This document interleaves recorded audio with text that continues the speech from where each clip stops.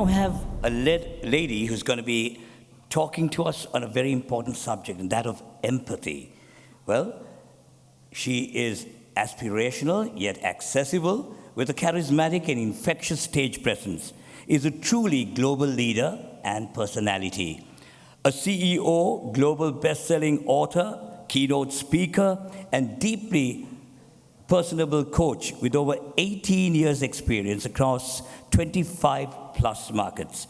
Her commitment to her craft is both contagious and utterly authentic, capturing audiences instantly. Her passion to help make the world a more empathetic, valuable, and sustainable connected place to be is as infectious as it is needed. And given her current momentum, she might just be the change we have been waiting for. So let's welcome that lady, Mimi Nicklin. My name's Mimi, as you just heard, and I'm really, really excited to be here today to talk about something that I'm incredibly passionate about, which is empathy, which is human understanding, but also something that so many of my colleagues today have touched on, which is communication, listening, working across multi-generational workplaces. Now, I've been in Sri Lanka about 3 years, and of all the countries I work in, this is probably the one with the largest discrepancy of age, from the chair-often man at the top, who in Sri Lanka may be in their 80s or 90s, all the way down to the young ones coming in at the bottom, who might be 17 or 18 years old. So that's what I came here to do today, to talk to you about that. But I want to start with a question. And that question is this: can you predict the future? Possibly with some AI, yes. I can, and I'll tell you why I can do that. Because the reality is, it's already here. And the fact is, everything will change. Because that is the only reality of a leader's life set. Many of the leaders today on the stage have said the same thing. Be prepared for nothing to ever stay the same. As leaders, we have to keep up with that ever-present, tumultuous change that is going on around us, not least of which is the people that we have to lead. So it really is the only constant in your lifespan. Now, with every industrial revolution, the world has changed significantly. Normally, that's due to technology or product. But in the fourth industrial revolution, which is where we are right now, it will be the people, society, that is changing faster than the products and the tech around us. So it's not just about the things you make, but the people you lead. And what that is doing is ensuring that you have to shift your mindset to lead a whole group of people in a brand new way. Lots of my work, in fact, nearly all of it, is in South Asia. And the CEOs that I work with constantly talk to me about this. They say to me, Mimi, I don't know how to lead these people. They don't think like me. They don't speak like me. They definitely don't tweet like me, because I probably don't tweet.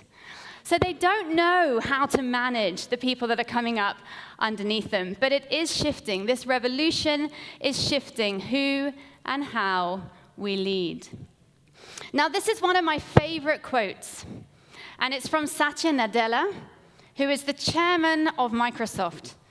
He is often voted #1 CEO in the world. He recently sent back $1 trillion to his shareholders. So one can assume that Satya is doing a good job with Microsoft. Now, he says this.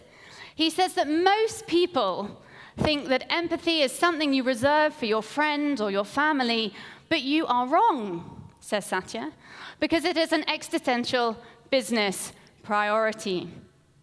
The leaders of today have to listen before they do anything else. Disruption is upon us, we know that.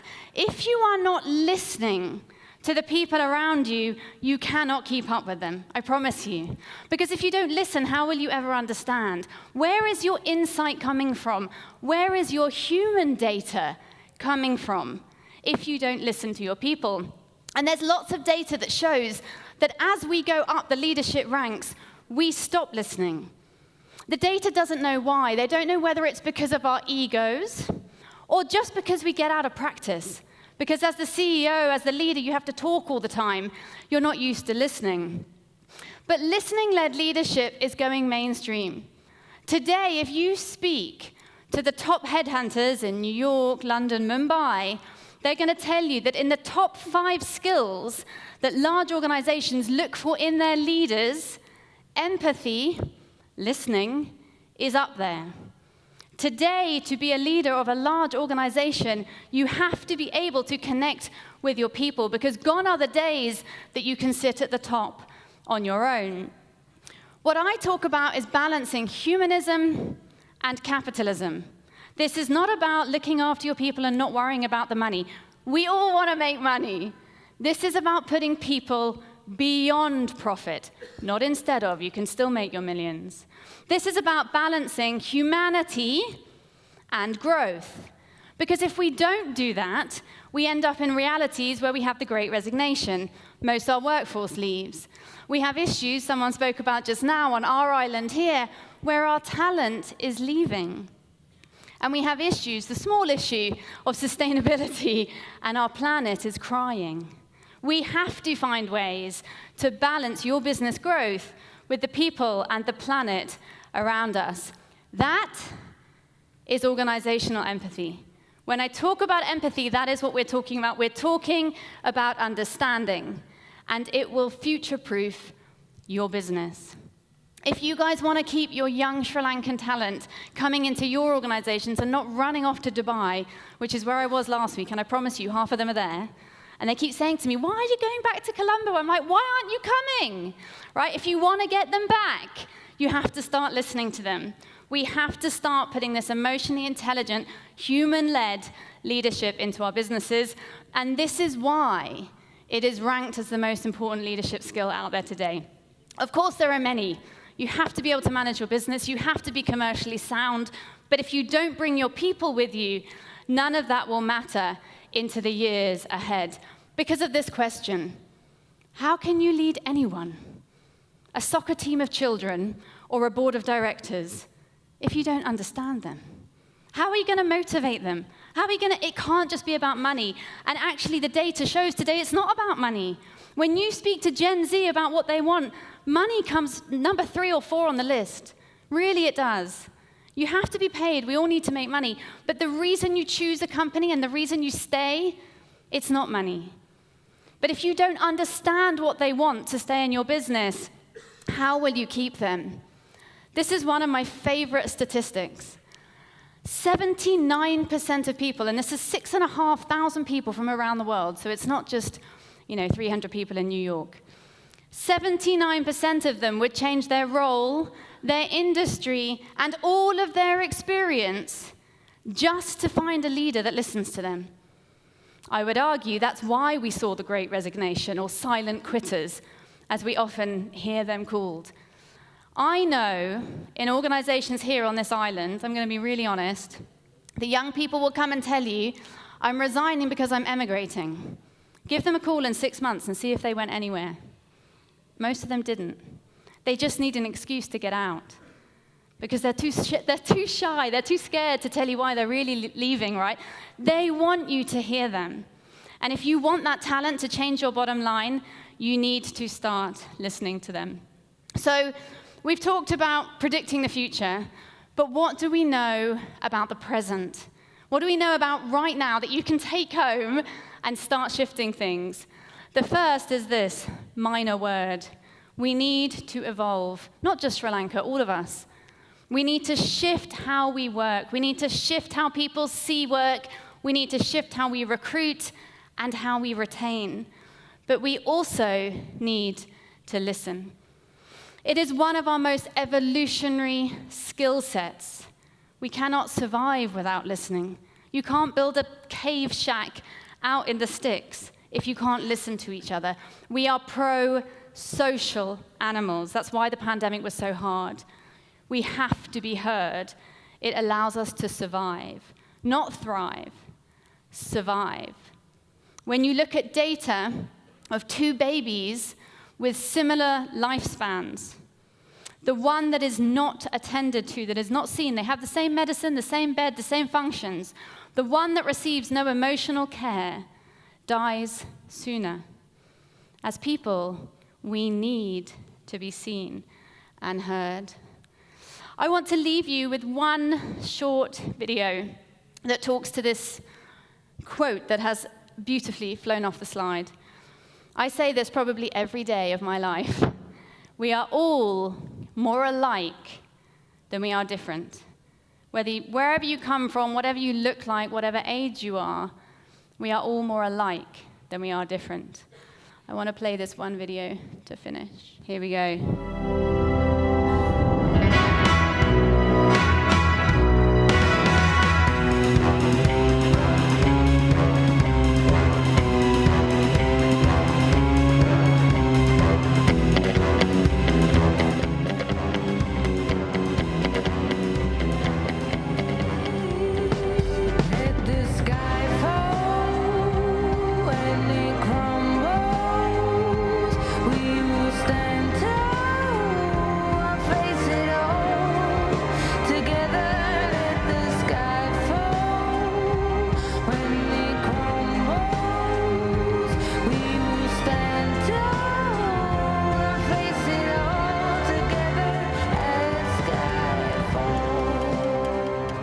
If we had more time, I would ask the audience to tell me what you noticed in those films, but you can just do it to yourself. I'm going to tell you what you can notice. They are all exactly the same. Since 1962, you have all been watching the same movie over and over again. Your teenagers will, and your father will. The reason I use that example is to bring to life that quote, "We are all more alike than we are different." We all want to fit in, we all want to find love, we all love a fast car and somebody flying off a bridge to save the world. Pull together your people, and you will pull together your business because of this. The more the world talks about empathy, the more empathy the world will have, and there has never been a time when Sri Lanka needed more empathy than now. Thank you for having me.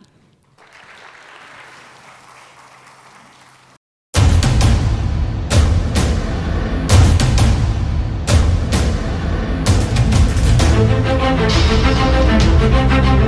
you.